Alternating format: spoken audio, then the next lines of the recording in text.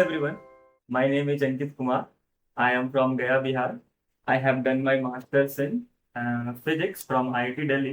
I have also secured All India rank 123. और आज मैं आपको पढ़ाने वाला हूँ फोटो इलेक्ट्रिक इफेक्ट। ठीक है, और आप देख लो हम टॉपिक कौन कौन सी कवर करेंगे। तो हम सबसे पहले टॉपिक कवर करेंगे डुअल नेचर ऑफ लाइट। ठीक है, जिसमें हमें पता चलेगा कि लाइट के पास कितनी एनर्जी होती है। ओके, फिर हम पूछेंगे खुद से कि what is photo electric effect, हम क्यों पढ़ रहे हैं फोटो इलेक्ट्रिक इफेक्ट। ठीक है, फिर हम समझेंगे उसको अच्छे से, और उसके बाद लास्ट में हम देखेंगे कुछ tips and tricks to find out energies of electrons और जो भी है फ्रॉम आइंस्टीन्स इक्वेशन। ये वही इक्वेशन है जिसके लिए आइंस्टीन को नोबेल प्राइज मिला था 1924 में। And at the end we will conclude with the understanding of photoelectric effect from the first principles. ठीक है, बिल्कुल पहले सिंपल सी बातें समझते हैं कि आपने 9th-10th में पढ़ा होगा लाइट क्या होती है, वेव। ठीक है, लाइट का मतलब आपने क्या सीखा था कि लाइट एक वेव है। ठीक है, पर क्योंकि अब हम 12th में आ गए हैं, हमें अपनी अंडरस्टैंडिंग बढ़ानी है, तो हम क्या बोलेंगे लाइट को, ना कि wave, as a particle. Particle मतलब आप कैसा भी इमेजिन कर लो, ये भी क्या है, एक पार्टिकल है। ठीक है, तो लाइट जो है वो वेव की तरह ना ट्रेवल करके वो किसकी तरह ट्रेवल करेगी, वो पार्टिकल की तरह ट्रेवल करेगी। ठीक है, अब जैसे वेव की एनर्जी होती है, किसी भी चीज की एनर्जी होती है ना, वैसे ही यहाँ पे पार्टिकल की भी क्या होगी, एनर्जी होगी। अब इस पार्टिकल की एनर्जी कितनी होगी, तो इस पार्टिकल की जो एनर्जी होगी वो डायरेक्टली प्रोपोर्शनल होगी इसके फ्रीक्वेंसी के। किसके फ्रीक्वेंसी के, वेव के फ्रीक्वेंसी के। ठीक है, मतलब जितनी ज्यादा फ्रीक्वेंसी होगी इसकी उतनी ही ज्यादा क्या होगी, एनर्जी होगी। ऐसा किसने कहा था, मैक्स प्लैंक ने। ठीक है, अब जितनी ज्यादा एनर्जी है उतनी ज्यादा फ्रीक्वेंसी है, तो ये तो हमारा एक फिजिकल फिनोमेना हो गया। ठीक है, इसको मैथमेटिकली अगर हमें रिप्रेजेंट करना है तो हम क्या करेंगे, यहां पे एक इक्वेशन के फॉर्म में लिखने के लिए प्रोपोर्शनैलिटी कांस्टेंट लगा देंगे, and that proportionality constant is nothing but our Planck's constant. तो आपको बस एक बात ध्यान में रखनी है, बस कि जो लाइट है हम यहां इसको ना कि वेव, पार्टिकल इमेजिन करेंगे, और पार्टिकल क्या करते हैं, कोलाइड करते हैं।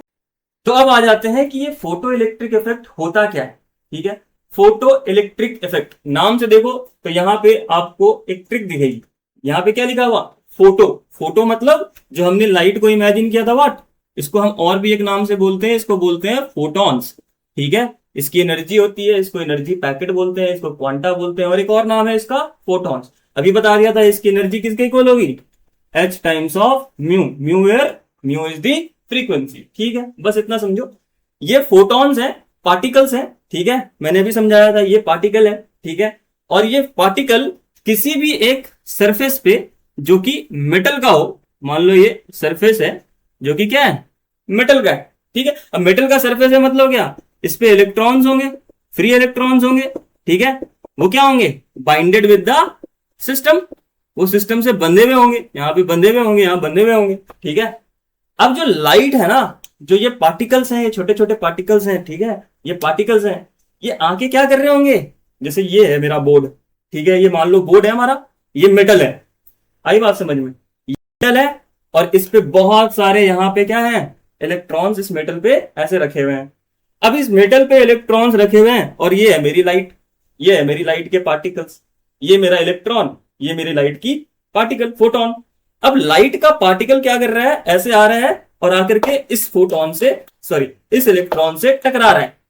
आई बात समझ में, पार्टिकल पार्टिकल कोलिजन हो रहा है, होता है ना, आप बॉल फेंक के किसी को मार रहे हो तो वो कोलिजन है। इसी तरीके से यहां पे हमने क्या बोला हुआ है कि ये जो मार्कर है मेरा, वो पार्टिकल है, वो फोटोन है, वो लाइट का पार्टिकल है, वो आकर के क्या कर रहा है, किससे टकरा रहा है, इलेक्ट्रॉन से। वो कहां है इलेक्ट्रॉन, सरफेस पे, किसके, मेटल के। मेटल की प्रॉपर्टी होती है, उस पे क्या होते हैं, फ्री इलेक्ट्रॉन्स होते हैं। फ्री का मतलब ऐसा नहीं कि फ्री में ही ले जाओ, फ्री का मतलब है कि इसमें से इसको निकाला जा सकता है आसानी से। ठीक है, फिर भी ये फोटोन जब भी टकराएगा किसी भी इलेक्ट्रॉन से, किसी भी इलेक्ट्रॉन से, ठीक है, तो वो इलेक्ट्रॉन पहली बात क्या होगा, सरफेस पे होगा। कोई भी चीज किसी के साथ बंधी होती है, मान लो इसको मैंने ऐसे रखा हुआ है, ठीक है, ऐसा तो मैंने अभी पकड़ रखा है। ठीक है, मान लो ये खुद भी सरफेस पे ही होती है ऐसी, या मैंने पकड़ भी रखा है इसको, तो मैंने कुछ ना कुछ एनर्जी तो दी होगी, तभी तो इसको पकड़ रखा है। है ना। अगर एनर्जी दी है और इसको पकड़ रखा है, उस एनर्जी को मैं सिंपल वर्ड में क्या बोल दूंगा, बाइंडिंग एनर्जी। बाइंड करने वाली एनर्जी को क्या कहते हैं, बाइंडिंग एनर्जी। ठीक है, ये इलेक्ट्रॉन इस मेटल पे किसी एक बाइंडिंग एनर्जी के कारण उससे जुड़ा हुआ है। ठीक है, अब यहां से ये फोटोन आया, फोटोन आया, इससे टकराया, आई बात समझ में। जब ये इससे कोलाइड करेगा, जब ये फोटोन इससे कोलाइड करेगा इलेक्ट्रॉन से, तो वो इलेक्ट्रॉन को क्या करना चाहेगा, इस सरफेस से ब्रेक करना चाहेगा। आई बात समझ में। मतलब इसकी एक बाइंडिंग एनर्जी है, उससे ज्यादा एनर्जी इसकी होनी चाहिए। एकदम सिंपल सा, मतलब सिंपल सी बातें बोल रहा हूं मैं। मान लो जैसे ये चीज इससे सटी हुई है, या कोई भी चीज है किसी भी चीज से बाइंडेड है। ठीक है, कोई भी चीज किसी भी चीज से बाइंडेड है। मान लो मैंने इस बोर्ड को पकड़ा हुआ है ऐसे, ठीक है, मैं और बोर्ड एक सिस्टम का पार्ट हो गए। मैंने बोर्ड को पकड़ा हुआ है, that means we are part of a system, और हमारी एक बाइंडिंग एनर्जी है। अब फोटोन को भूल जाओ, फोटोन की जगह मान लो आप हो। ठीक है, आप खड़े हो और आपको मेरे और इस बोर्ड के सिस्टम को ब्रेक करना है। हमारे सिस्टम को ब्रेक करना है, मेरे को मत ब्रेक कर देना। ठीक है, अब आप आए, आपने बॉल फेंका मेरे पे, पत्थर फेंके मेरे पे, आपने कहा कि सर छोड़ दो नहीं तो तोड़ ही दूंगा आज। तो आपने पत्थर फेंक दिया मेरे पे, मैंने कहा भाई तू कितना भी मार ले, मैं तो नहीं हटने वाला। तो मतलब जो भी आपने बॉल फेंकी या पत्थर फेंकी, उसकी एनर्जी उतनी नहीं थी जो मेरे और इस सिस्टम की एनर्जी थी। ठीक है, इसी रीजन से वो पार्टिकल, वो पत्थर मेरे और इसके बाइंडिंग एनर्जी को ओवरकम नहीं। ठीक है, पर आपने अभी भी अड़े रहे, आपने कहा अभी भी मैं रुकूंगा नहीं, थकूंगा नहीं। मैं क्या करता हूं, आई विल गो विथ आ, मान लो मोटरसाइकिल है आपके पास या साइकिल है आपके पास, आपने मोटरसाइकिल से मेरे को धक्का मार दिया। अगर आपने मोटरसाइकिल से ऑब्वियसली मेरे को धक्का मारा, तो मेरे और इस बोर्ड के बीच में जो बॉन्ड है, मेरे और इस बोर्ड के बीच में एक सिस्टम है, वो क्या कर जाएगा, ब्रेक कर जाएगा ना। वो सिस्टम क्या होगा, टूट जाएगा। मतलब जो भी आप व्हीकल चला के आ रहे हो, अगर वो साइकिल होती है, बाइक होती है, ट्रक होती है, जो भी होती, यहाँ पे मैं अलग अलग पार्टिकल की बात कर रहा हूँ, जैसे व्हीकल की बात कर रहा हूँ, इसलिए सो दैट कि आप समझ पाओ कि एनर्जी इज डिफरेंट होती। मतलब अगर आप साइकिल लेके आते तो आपकी एनर्जी कम होती, पत्थर रखते तो और कम होती, मोटरसाइकिल चला रहे होते तो और ज्यादा होती, ट्रक चला रहे थे तो बहुत ज्यादा हो जाती। और जैसे जैसे आप आगे मेरे से धक्का मारोगे, वैसे वैसे जितनी आपकी एनर्जी है उसकी बेसिस पे हमारा ये बॉन्ड टूटेगा। क्योंकि बाइंडिंग एनर्जी जो है सिस्टम की, वो तो क्या है, कांस्टेंट है। बाइंडिंग एनर्जी जो है वो सिस्टम की क्या है, कांस्टेंट है। वो सिस्टम पे डिपेंड करेगी, वो मेटल पे डिपेंड करेगी। इसको हम एक और नाम से बोलते हैं वर्क फंक्शन, और रिप्रेजेंट करते हैं फाई से। ठीक है, फोटोन पार्टिकल्स हैं, ठीक है, वो आ रहे हैं, इलेक्ट्रॉन से टकरा रहे हैं। अगर फोटोन की एनर्जी बाइंडिंग एनर्जी से ज्यादा है, तो वो इलेक्ट्रॉन को क्या करेगा, निकाल देगा। जैसे अभी ये बताया था ना, अगर आपकी एनर्जी, जो भी आप जिस तरीके से भी मेरे और बोर्ड के सिस्टम को तोड़ने के लिए मेथड यूज कर रहे हो, चाहे वो साइकिल हो, बाइक हो, व्हीकल में ट्रक हो, उसकी एनर्जी हमारे सिस्टम की एनर्जी से ज्यादा होगी, तो वो सिस्टम क्या हो जाएगा, ब्रेक हो जाएगा। मतलब यहां पे आपने एक मान लो ऐसा फोटोन लिया जिसकी एनर्जी है वो क्या है, ग्रेटर देन 5। ठीक है, तो एनर्जी कंजर्वेशन लगाना है बस, और कुछ भी नहीं। टिप्स एंड ट्रिक्स यही है कि एनर्जी इनिशियल को क्या करोगे, एनर्जी फाइनल के इक्वल लिख दोगे। एनर्जी इनिशियल किसके इक्वल है, एनर्जी ऑफ फोटोन। और एनर्जी फाइनल किसके इक्वल है, जब एनर्जी इसकी आएगी फोटोन की, जब आप ट्रक लेके, बाइक लेके, साइकिल लेके मेरे से टकराओगे, सबसे पहले तो मेरा सिस्टम ब्रेक होगा। ठीक है, हो सकता है मैं भी ब्रेक हो जाऊं। दूसरी जगह क्या होगा, वो एनर्जी कहां जाएगी, जब आप धक्का मारोगे मेरे को, तो ये सिस्टम ब्रेक होगा और मैं कहीं दूर जाके फेंकाऊंगा। आई बात समझ में, कहीं दूर जाऊंगा, दूर गिरूंगा, मतलब कहीं ना कहीं मेरे पास एक काइनेटिक एनर्जी आएगी। इसी तरीके से जब फोटॉन्स आके इलेक्ट्रॉन पे टकराएंगे, इलेक्ट्रॉन भी क्या होगा, बाहर निकलेगा एक काइनेटिक एनर्जी के साथ। मतलब एनर्जी दो जगह बट गई, कहां कहां, एक वर्क फंक्शन में और एक काइनेटिक एनर्जी में। तो अगर मैं एनर्जी की इक्वेशन लिखूं सिंपली, तो क्या हो जाएगी वो equation, energy of photon initial energy will be equal to work function that is the binding energy of the electron metal system plus the energy of electron, जो कि बाहर आया है। यही है सिंपली आपकी आइंस्टीन इक्वेशन।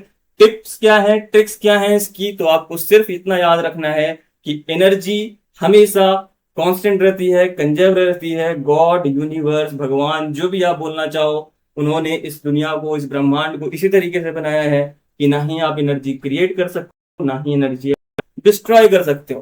तो initial energy equals to final energy. इसका मतलब फोटोन की एनर्जी कहां जा रही है, बाइंडिंग एनर्जी में और काइनेटिक एनर्जी में। चाहो तो लिख लो इसको, kinetic energy of electron will simply be equal to what, energy of photon, photon minus binding energy.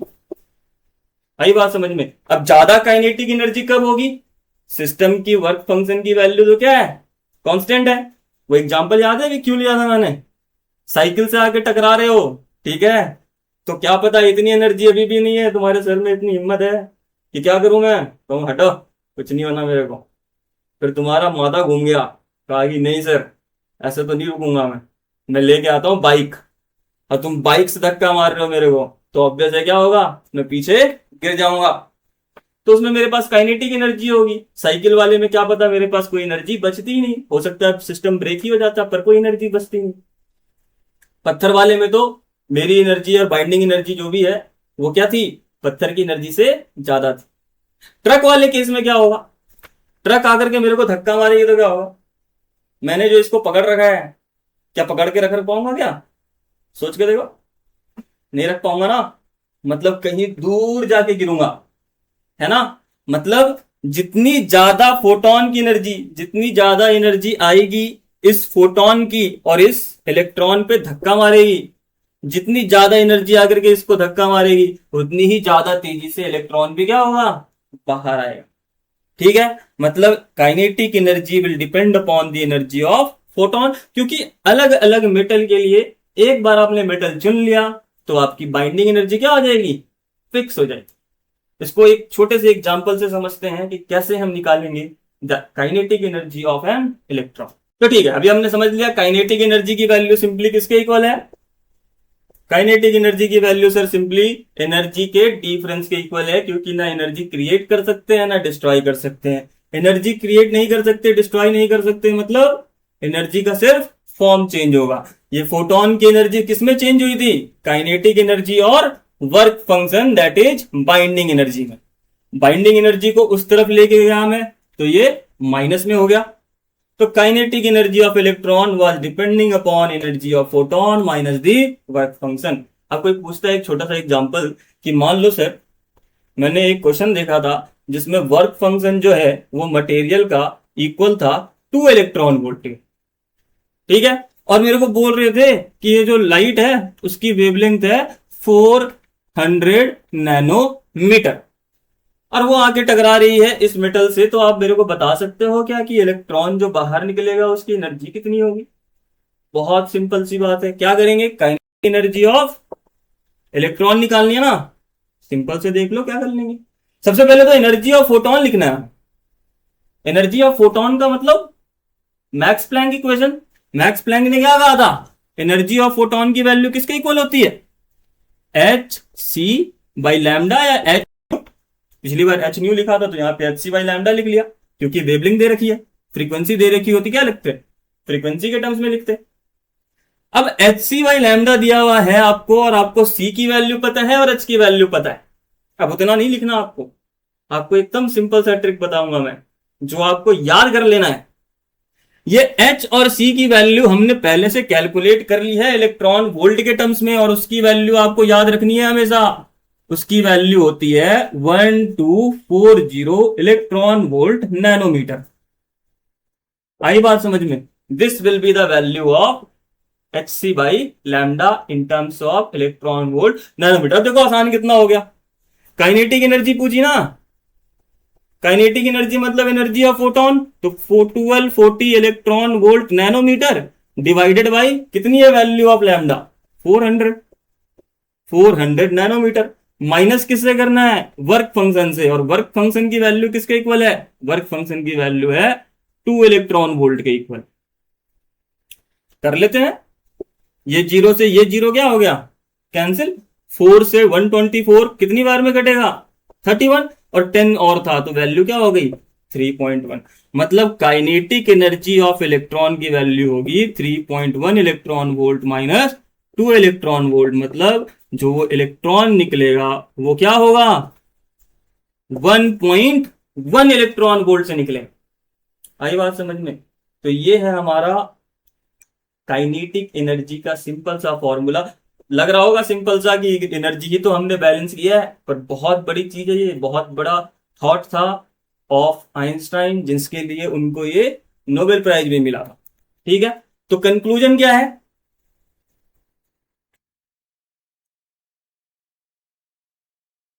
तो कंक्लूजन क्या है,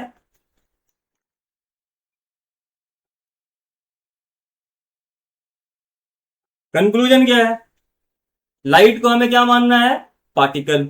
मतलब क्या हुआ सर, कि ये पार्टिकल है और इसकी एनर्जी क्या है, एच न्यू के इक्वल, मैक्स प्लैंक।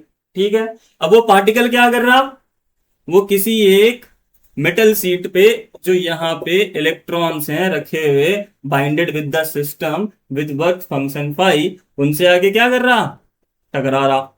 जब टकरा रहा, पार्टिकल पार्टिकल कोलिजन हो रहा, तो यहां पे जो इलेक्ट्रॉन बैठा हुआ था उसको धक्का मार दिया ना हमने, वो क्या हुआ, बाहर आ गया। जब बाहर आया तो ऑब्वियसली उस पे क्या होगी, एक काइनेटिक एनर्जी होगी।